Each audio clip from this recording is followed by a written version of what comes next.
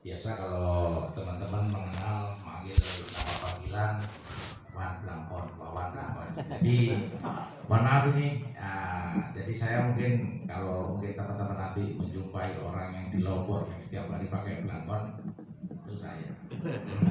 Mungkin ada tapi tidak setiap hari. Meskipun saya ke mall mau di hadapan gubernur, saya tetap pakai Blangkon. Jadi, ciri khas. Ya tadi saya sampaikan ke Mbak Sabira ya, salah satu poin personal branding istilah keren ya. Jadi kalau di medsos juga Wan Blangkon Lombok ya tiang gitu. Jadi itu pada intinya kami akan menyampaikan tentang materi peran perpustakaan daerah dalam meningkatkan pengelolaan bahan pustaka dan layanan perpustakaan.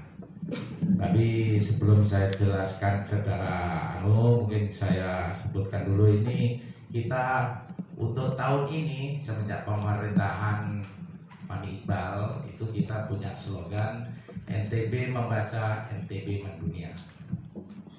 Itu slogan kami, mengikuti apa yang menjadi slogan Bapak Gubernur, yaitu NTB makmur mendunia. Jadi itu poin yang kami capai untuk mencapai tujuan kita.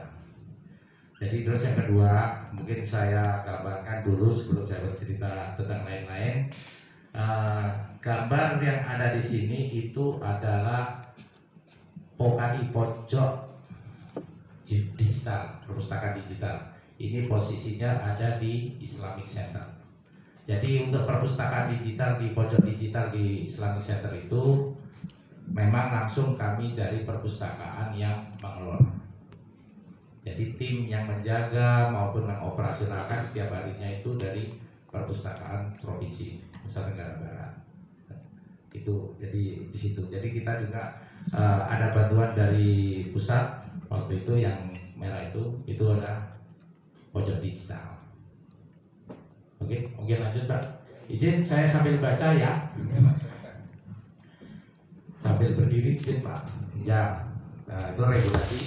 Mungkin tidak panjang lebar, tapi yang jelas izin untuk berdasarkan peraturan Kepala Perpustakaan nomor 13, masjid itu tergolong perpustakaan khusus. Kenapa? Karena dia punya segmen terbatas. Karena untuk perpustakaan masjid itu kan hanya kaum muslimin, tidak bisa secara umum. Makanya dia di dalam penggolongannya masuk ke dalam perpustakaan khusus. Jadi kalau bapak-bapak di sini, ibu-ibu yang mau belajar tentang bagaimana regulasinya, ada di Peraturan Kepala Perpustakaan nomor 13 tahun 2017. Oke Pak, lanjut. Nah, latar belakang kita ini yang menjadi permasalahan sebetulnya. Masjid memiliki potensi besar sebagai pusat literasi masyarakat, sangat besar. Tapi cuma bagaimana pengelolaannya yang belum optimal. Banyak masjid memiliki ruang baca, namun belum dikelola secara optimal, seperti yang saya sampaikan tadi. Banyak perpustakaan masjid belum memenuhi standar layanan perpustakaan, itu jelas, pengelolaan, pengaturan buku dan sebagainya. Perlu kebijakan khusus untuk mendorong penguatan pengelolaan berbasis kearifan lokal dan keagamaan. Nah ini terus terang kalau kearifan lokal memang banyak, terutama sebetulnya di NTB ini banyak penulis-penulis NTB yang bagus-bagus. Terutama, mohon maaf, dari UIN, luar biasa karya-karyanya tentang keislaman, tapi itu belum tersentuh kepada perpustakaan masjid kita sendiri.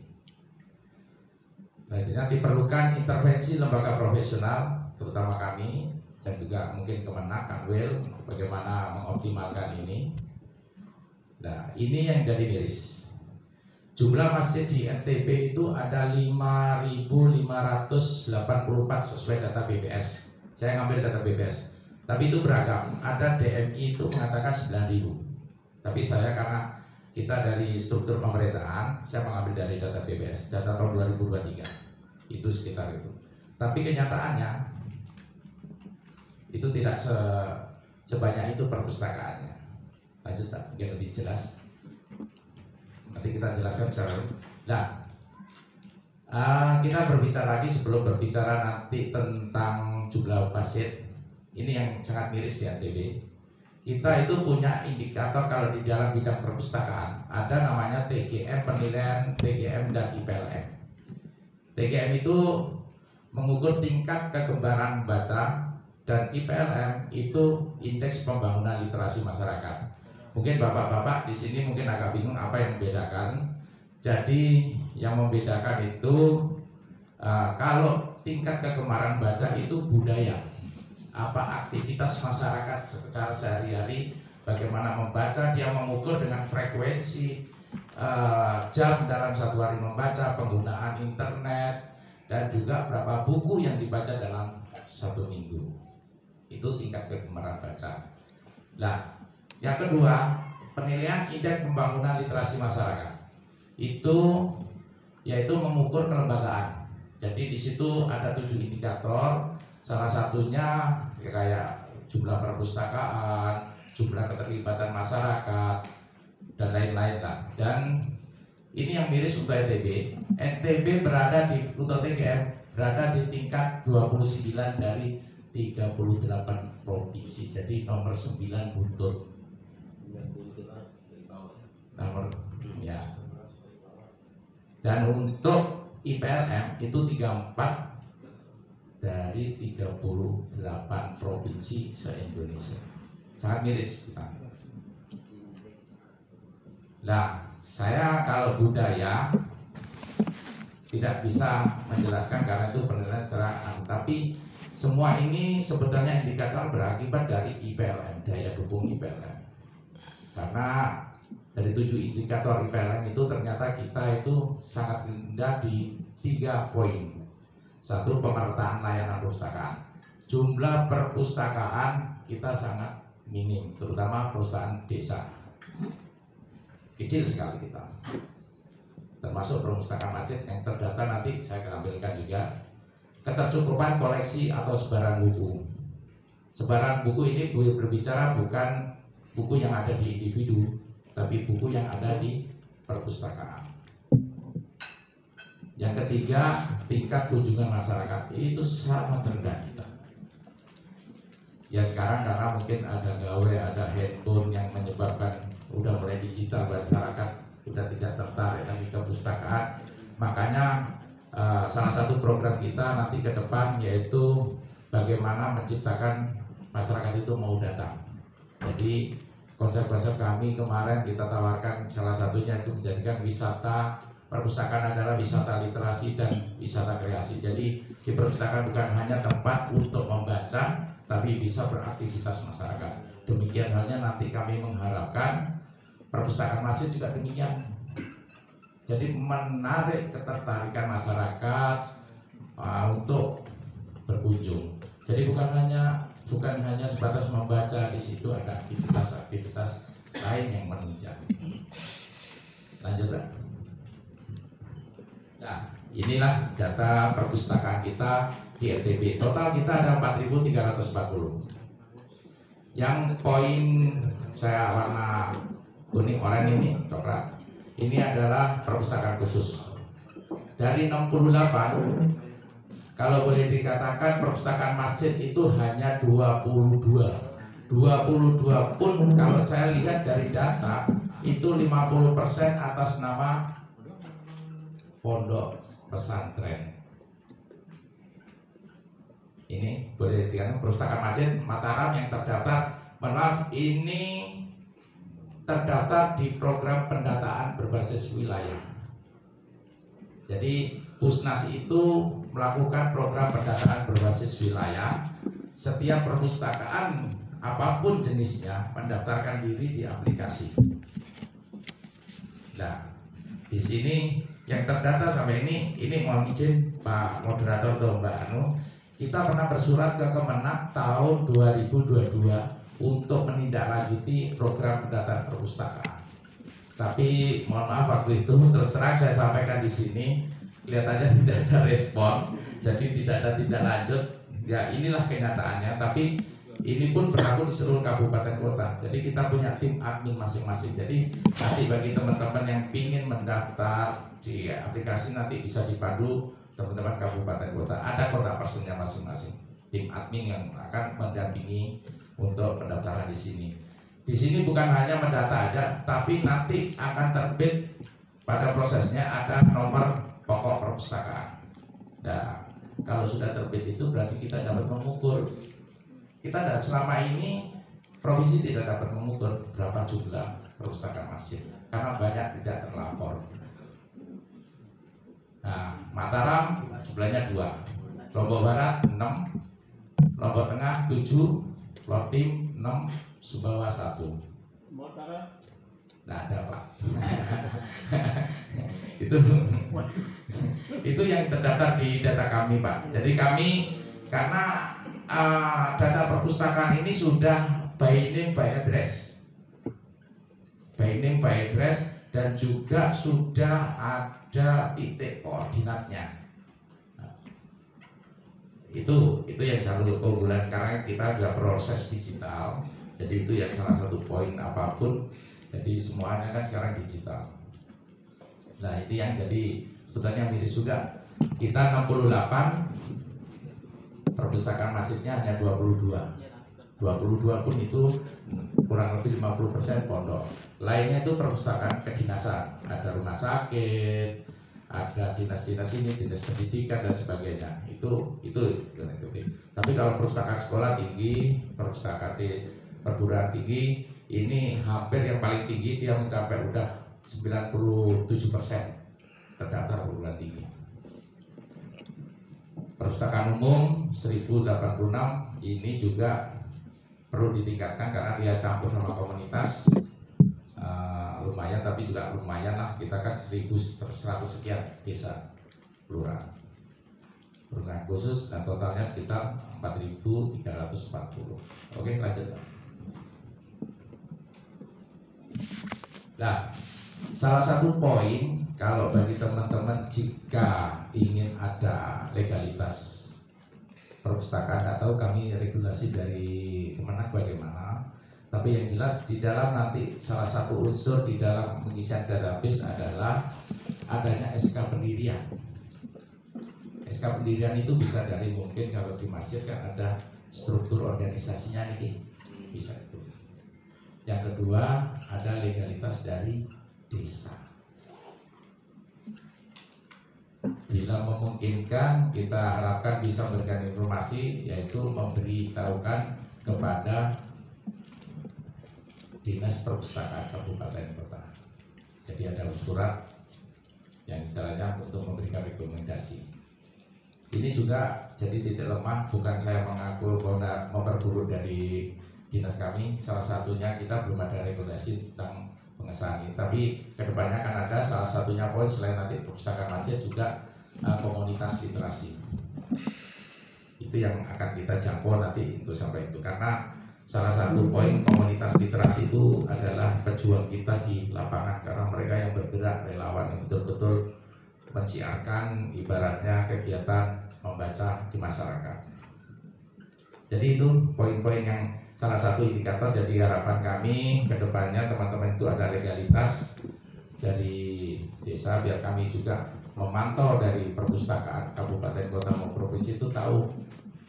Karena mulai tahun ini kami sempat dari Pusna sendiri itu sudah 3 tahun 4 tahun sebelum COVID, sampai COVID itu tidak ada bantuan buku sebenarnya. Tapi tahun ini sudah mulai merambah sampai ke perpustakaan masjid, ada bantuan bukunya juga.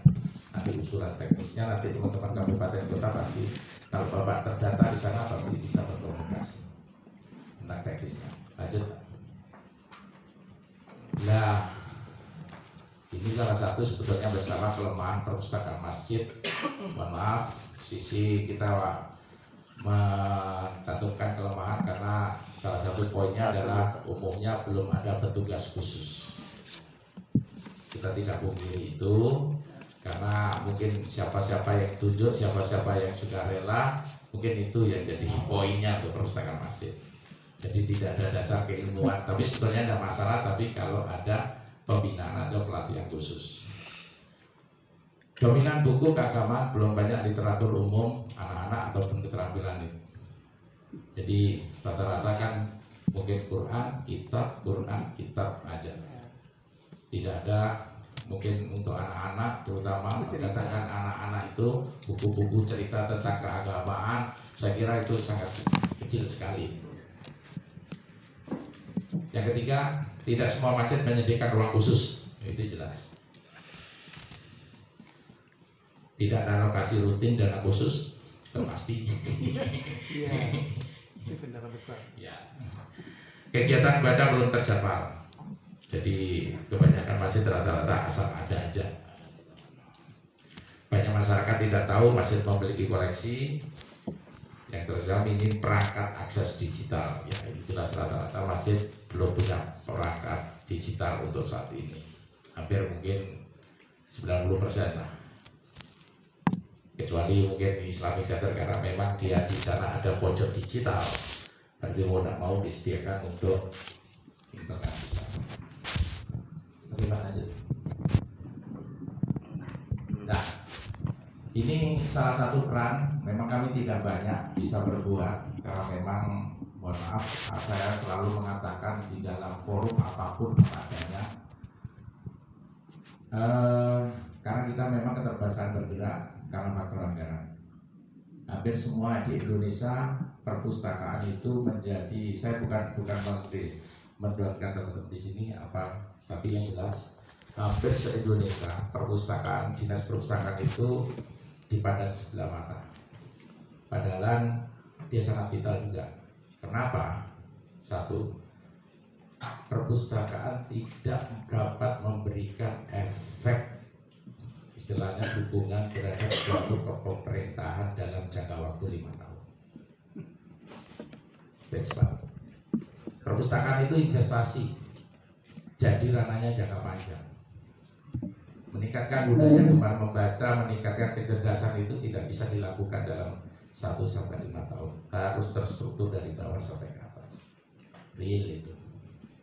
Makanya rata-rata bupati, gubernur maupun itu sangat rendah alokasinya. Hanya daerah-daerah tertentu, tidak semua, tapi kebanyakan kita berbicara.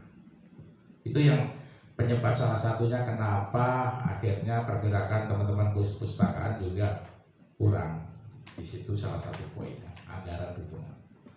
Tapi bagaimanapun kayak perpustakaan provinsi, anggaran kita kebaca tahun 2000 mulai 2000 COVID ya, sebelum COVID itu sangat minim.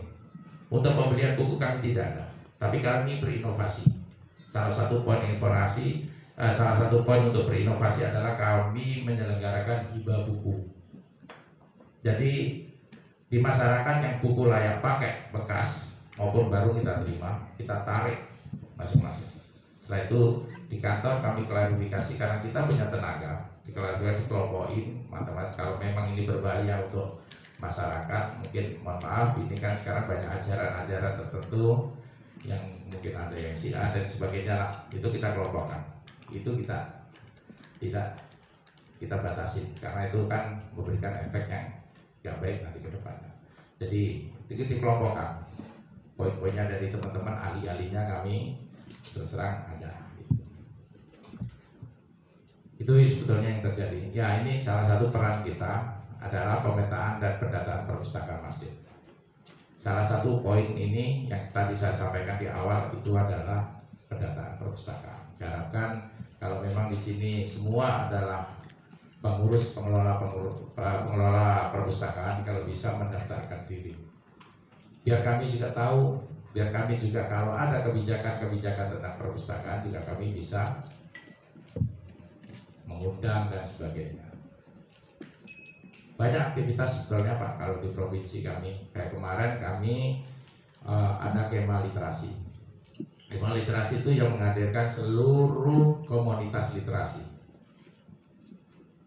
Jadi situ kita berdiskusi, pelatihan menulis, termasuk pelatihan literat atau membaca nyaring. Karena membaca nyaring itu akan menyentuh segmen ke karena fokus kami, terutama Bunda Literasi, kita kan punya Bunda Literasi kabupaten kota sudah dikukuhkan kemarin.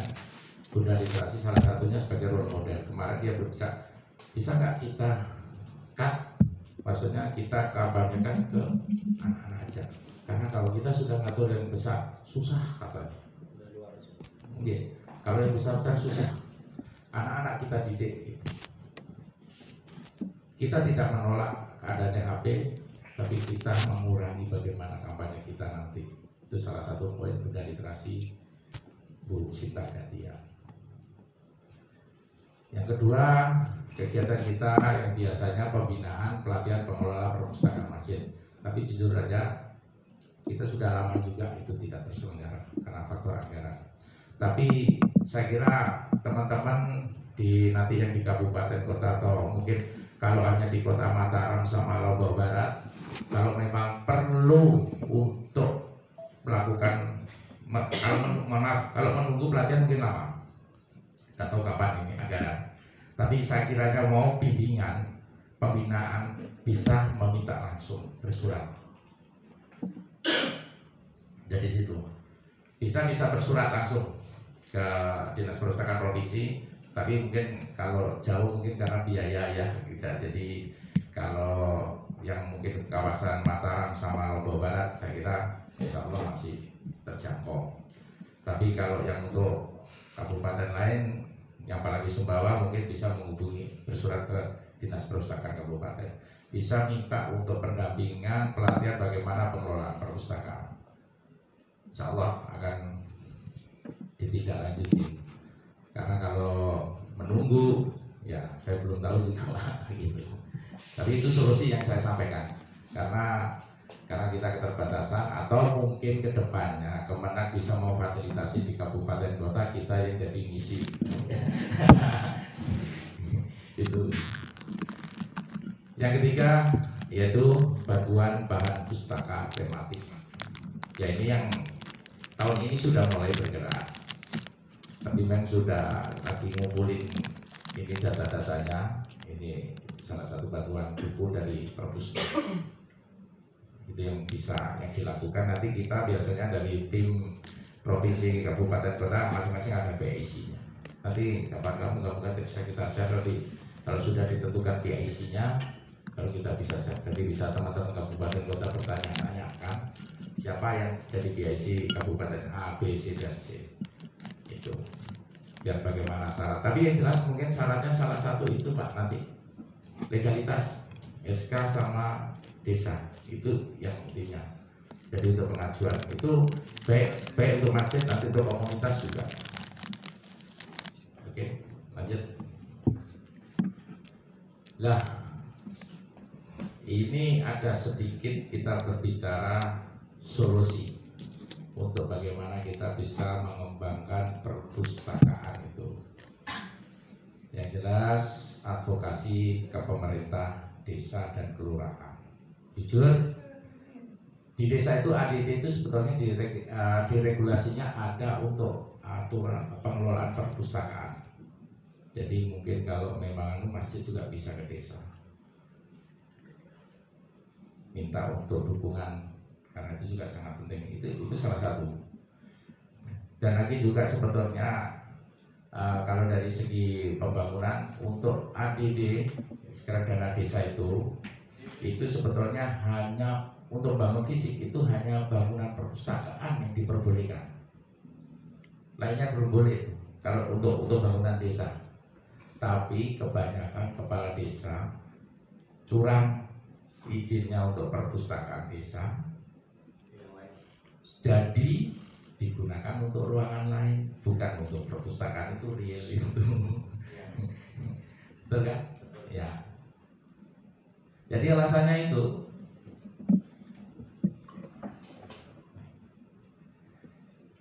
ya tadi hibah buku sinergi dengan Pusnas tadi sudah kita sebutkan dari awal, pengembangan pojok literasi masjid dan branding. Nah ini kemampuan teman-teman untuk membangun pojok literasi di ada waktu-waktu poin tertentu digunakan untuk kampanye literasi, mengajak anak-anak ataupun jamaah untuk hadir di dalam perpustakaan. Integrasi dengan perpustakaan keliling, nah ini juga bisa kalau memang diperlukan ada event-event, kalau memang sudah di perpustakaan itu bisa membangun suatu aktivitas atau kegiatan, bisa mengundang kami dari perpustakaan provinsi maupun kabupaten kota. Mungkin kita bisa datangkan mobil keliling untuk mendukung, jadi referensi bacaan mungkin akan semakin banyak. Bisa kita sebetulnya juga keliling, tapi cuma selama ini untuk perpustakaan desa kita tidak pernah dapat undangan. Ya rata-rata yang hanya sekolah yang sering undang, sama desa juga itu. Dan untuk perpustakaan masjid kita belum pernah nih. Selama saya terus terang aja baru di Bisda ini kan dari tahun 2021, tapi semenjak itu belum pernah saya lihat dari perpustakaan masjid yang mengundang kami untuk menghadirkan perpustakaan keliling. Nah ini mungkin bisa jadi program di perpustakaan, program satu masjid satu kegiatan. Istilahnya biar tidak kosong. Rata-rata kan hanya ada perpustakaan tapi tidak berpenghuni. Real kan tuh Pak. Makanya mungkin ini juga salah satu harapan saya, ada satu kolaborasi strategis yang seperti tadi di atas, peminatan dan bantuan buku, media baca, penyediaan tempat pengelolaan kegiatan promotor komunitas ini dari teman-teman. Nanti kami akan mengupayakan untuk berkolaborasi dengan komunitas karena data komunitas lagi kami bangun. Jadi teman-teman nanti di masjid bisa ngajak, ayo didik anak-anak, ajarin baca, membaca nyaring, read aloud, itu bisa kita lakukan. Jadi bukan segmennya biar tidak terbatas sama orang dewasa. Selama ini kan masjid itu segmennya hanya orang dewasa, anak-anak tidak pernah tersentuh. Malah kadang-kadang mohon maaf ini, jadi kadang-kadang kita sholat kalau anak-anak ribut kita usir. Banyak terjadi itu. Nah, pelaksana kita relawan perpustakaan bisa berkolaborasi di situ, penggerak literasi remaja masjid itu bisa dikolaborasikan.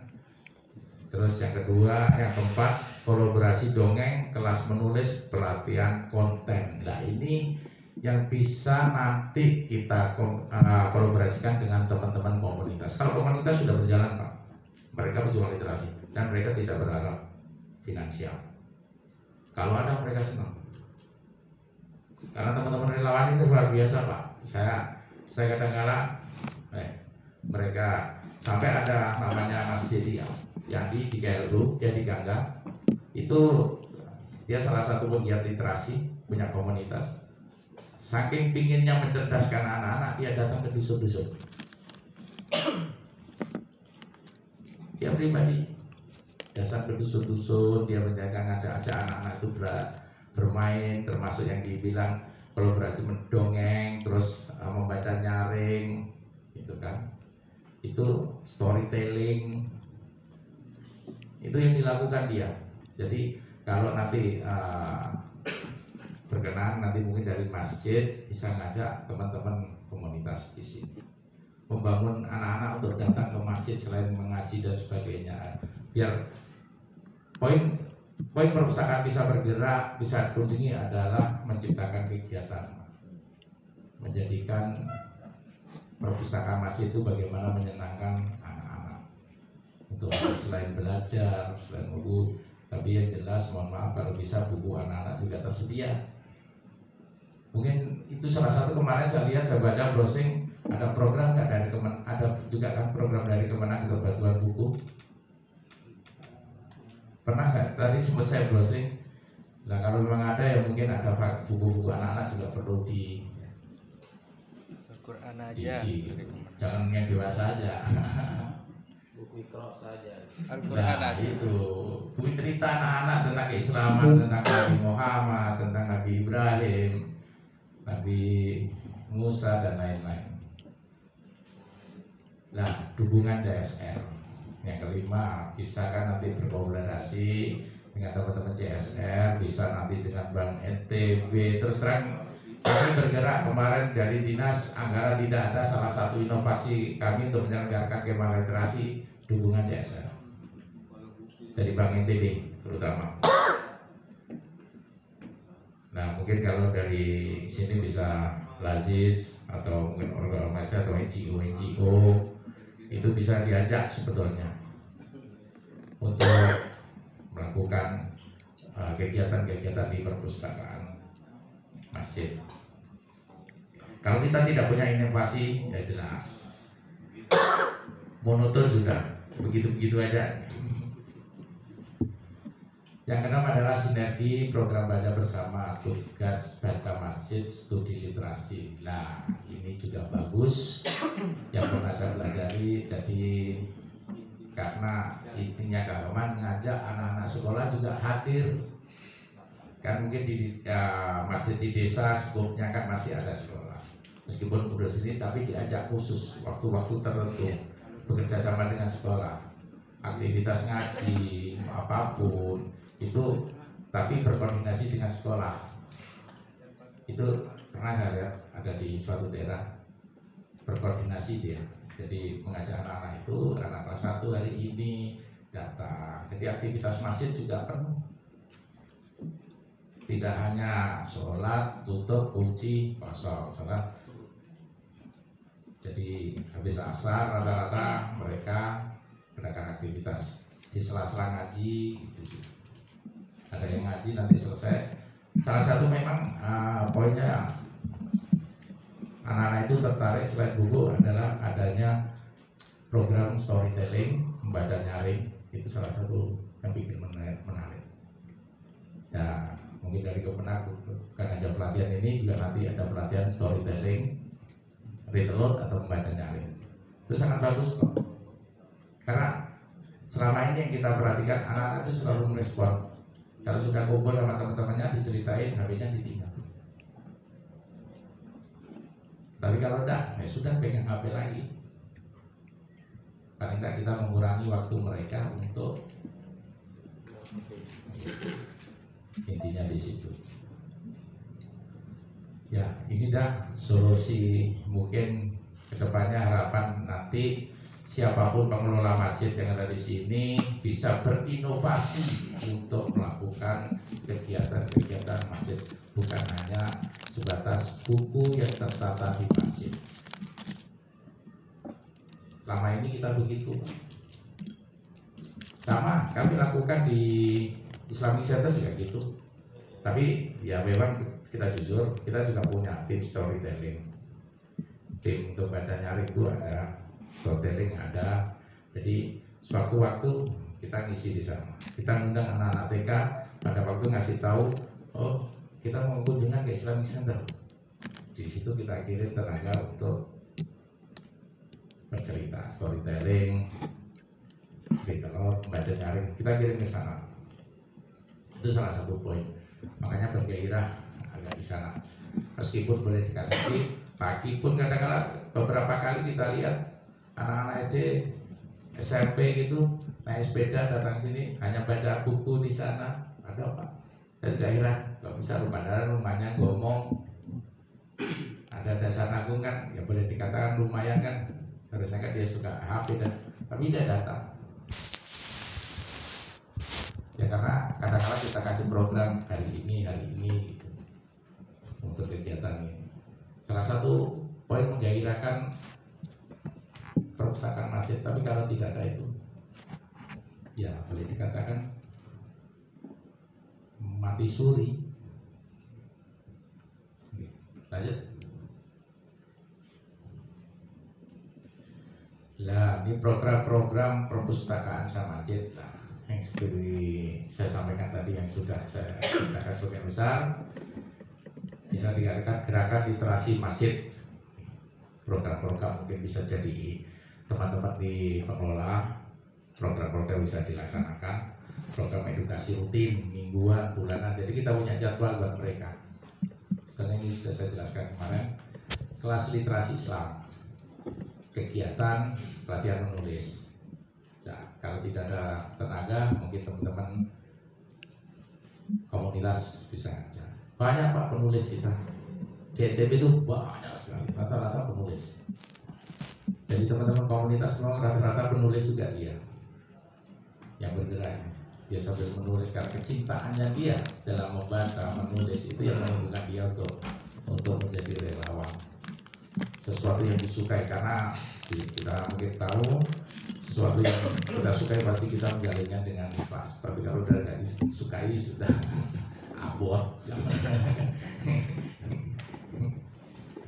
Madrasah literasi masjid, membaca, menulis, memahami konten literasi Islaman. Madrasah siapkan nanti mungkin dari pengelolanya bisa ngajak anak-anak itu ngumpul, ya seperti itu, belajar sedikit tentang yang mungkin di internet kan juga ada bagaimana cara storytelling, read aloud, kayak gitu-gitu. Pelatihan pengelolaan perpustakaan masjid. Nah ini memang tugas kita juga sebetulnya seperti ini. Digitalisasi perpustakaan. Digitalisasi perpustakaan ini memang untuk saat ini agak berat, rata-rata masjid tidak punya kan, hampir semua hanya tertentu aja yang punya digital. Itu program-program yang mungkin bisa diterapkan di teman-teman nanti kalau seandainya ingin membangkitkan suasana masjid, membangkitkan suasana perpustakaan masjid. Tapi kalau tidak ada inovasi-inovasi yang dilakukan, nonsen, tidak akan. Jadi perpustakaan itu hanya tempat betul-betul penghuninya hanya buku, tidak ada aktivitas. Kita sedih, saya terus terang sedih lihat NTB, waduh ini kok budaya baca ininya kok rendah sekali kita ini. Ya makanya salah satu pesan kami pribadi, saya teman-teman